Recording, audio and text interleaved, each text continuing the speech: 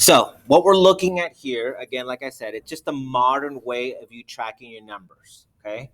When you do your budget, yes, that's pencil and paper. But now all your transactions on your debit accounts, on your savings accounts, automatic transfers, anything that happens is all now conveniently on your online banking. Okay. Online banking opens you up to a lot of services, like you see on the far left hand corner here, a lot of different things. Your mobile banking on your phone typically only does quick things, right? Like checking your bank account, maybe quick transfer between checking and savings. Your mobile banking doesn't typically have all these other services, okay? But still good to get into the habit of managing, right? So we're taking a look here. If I wanted to manage my account, I go to view activity, and here I get to see everything that's happening with my debit account. This is the habit that we want to incorporate every single day, is jumping onto our accounts just to make sure, right, that everything's dialed in. I want to make sure that my payroll deposit came in. I want to make sure that anything that I'm paying for like streaming services or anything that I do, right, dollar amounts, right, is all notated here.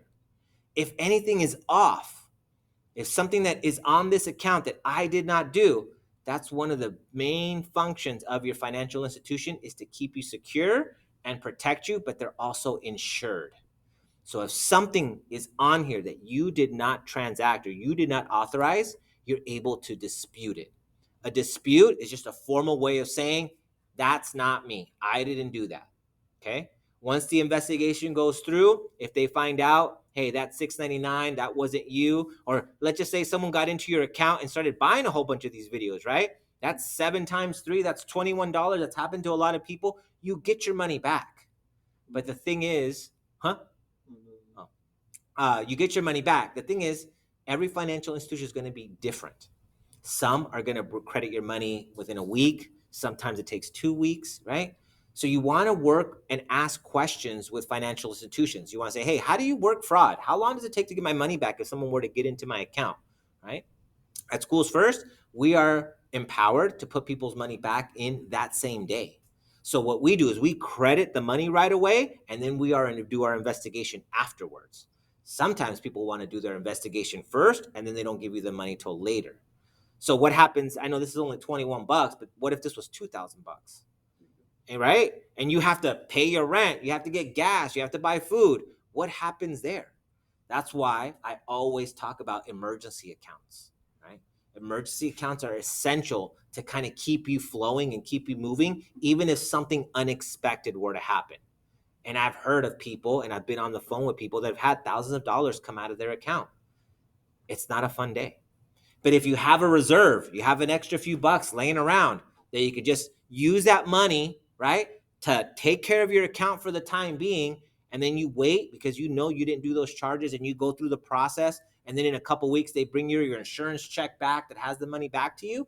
Awesome. You put that money back in your emergency account. No harm, no foul, right? But it gets tougher if we don't proactively do that, because nowadays they can easily do that. So one of good habits is every day when you're starting off with your bank account, just make sure all the transactions are straight, make sure everything's coming in properly, making sure your balance is right. So for example, here, my balance is $3,184.10, right? That's my balance. But I wrote a check today. I wrote a check for $100. That check will not process for minimum of 2 days. So is my balance really $3,184? It's not, right? The technology is amazing, but it doesn't account for things like this.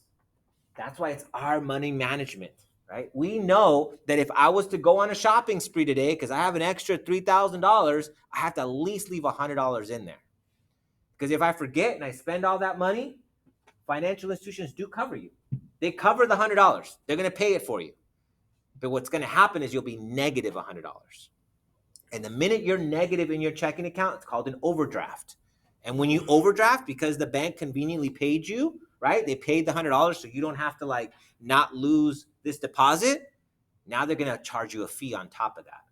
So you're negative 100, which you have to make up, and then they can charge you up to $40. So now you're negative 140 just to get back to zero. And I've seen people go negative in their accounts multiple times in one day. And that fee is per transaction, not per day. So 3 transactions that make you go negative, $40 a piece, that's $120 that's going to come out of your account, right? And that's not money that's going to go to the parents' account. That's money that's going to go to the bottom line of Wells Fargo, Chase, or B of A, whatever bank it is. They make money off of this. But it's all about our money management. Taking a look, making sure everything's dialed in. If I wrote a check, I have to make a note somewhere. I have to make sure I really don't have that balance. I have to account for that. If you pay your cell phone bill online, at least online it'll tell you this may take 1 to 2 days to process. So at least you're getting a warning there, right? But you also have to make sure, because that debit transaction isn't going to show up right away, right? So you want to make sure we're always keeping track. Okay, that's on the account side. Now let's take a look at some services that your financial institution should provide for you as well, because like I told you, they're supposed to protect your money. They pay you interest in the savings accounts, right? So security is of utmost importance when it comes to a financial institution.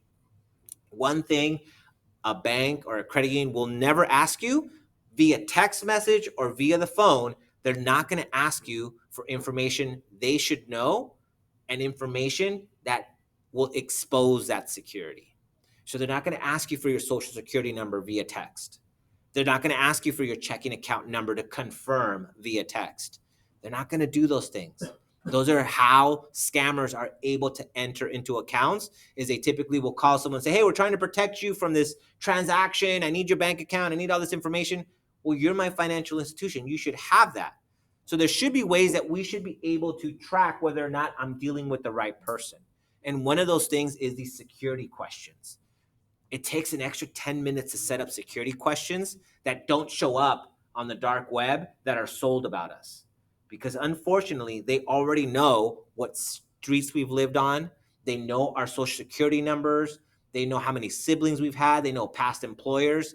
They can purchase a lot of information. But what they can't purchase is, hey, what was my childhood nickname? Right? Those are things that you can set up with the bank so that if something were to happen and you were to receive a phone call from them, immediately you say, hey, I have a couple security questions on file. I'm going to ask me what those are. They should know them. And if they don't, you hang up the phone immediately, right? That's why these are a good layer of protection. The minute someone asks you, hey, what was the name of your first pet? Oh, Rusty. Excellent, Mr. Rodriguez. How may I serve you? Right? You know you're working with the right people because they have this information embedded in their system, right? And they know to ask you that. Fraudulent people won't. They're going to prey on you. They're going to use time. They're going to say like, oh, this has to happen now, right? They're going to put pressure. They're going to make it kind of like this atmosphere of like, oh my goodness, if we can get this person desperate, they might make a bad decision, right? Where if your bank was really talking to you, we would talk slow. We want to make sure to confirm security. We want to make sure to let you know what's going on. I wouldn't have a frantic essence about myself if I'm trying to serve you or help you, right? Very important to do that. The next thing is alerts. Alerts are fantastic. Alerts are things that can be sent to you via text message when you select the different terms. So right here, we have notify me if my checking or saving account falls below a certain dollar amount. So let's just say in the event of you doing your automatic transfers for $200, right? Say you have your budget so dialed in that you know all your payments are done before the middle of the month. So after the middle of the month, you can set these transfers for this money to come out.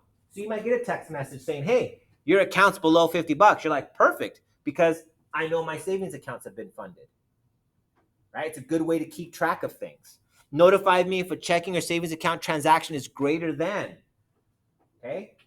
I know the type of transactions I do with my bank account.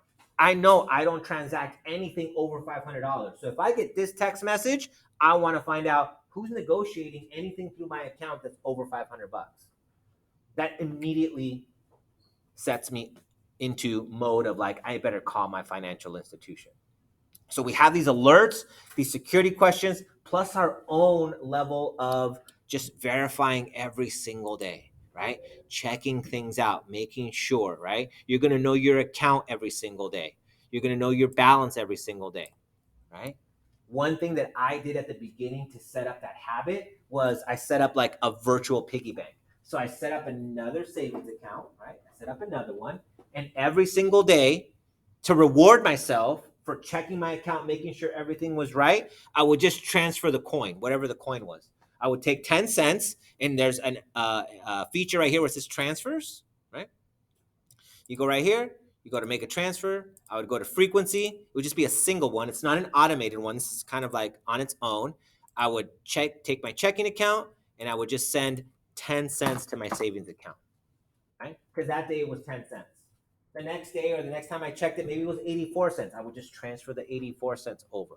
I would just digitally move all the coin, and it would stack up and stack up. And after a year, I think the first time I did that, I had like over 200 bucks. Just random 200 bucks, right? Doesn't seem like a lot, but when you get into the good habits, right? That 200 could at least maybe be the kickstart to your emergency fund. Because sometimes we don't have it like that. We don't have where, oh, I make all this overwhelming amount of money that I'm able to set this up. Well, I barely make it. I understand that. But 10 cents isn't going to do you no harm or no less if you leave it in your checking account, right? Get into the good practices. Right? When you have a little, it's good to just incorporate these habits in there, right? That's the most important thing because your life will change over time. You will make more money over time. But if the habits are there, then it's just a matter of manipulating the dollar amounts, right? That's the most important piece of all of this. It's just to give you guys some good money management tools, right? That are proven to work, right? This is how wealthy people act, right? They have multiple places where they have their money. They know where to put it. They start early and they just consistently are intentional about watching every single cent. That's what's most important. Make sure you look at every single penny.